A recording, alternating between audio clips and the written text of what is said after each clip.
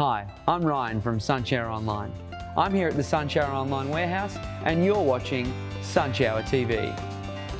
Today we'll take a look inside what you'll find in a Hunter Node 100 valve B. That's the one with the valve included. Let's take a look.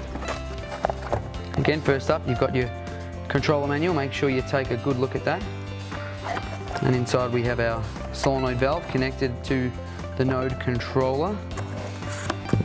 We've also got a mount here that can connect onto the coil itself, the coil on the solenoid valve. Here you've got a wall mount which you can screw here and attach as so to your controller, mounted like that on the wall, something like that. Let's take a look in here. Pull that off. There's your interface. We can also unscrew this here, and that's where you'll connect your battery. And that's your Hunter Node 100 valve B. And that's it. If you found that video useful, please give it a like and subscribe on YouTube. And better yet, if you've got a project on the go, head to Sunshower Online. We'd be happy to help.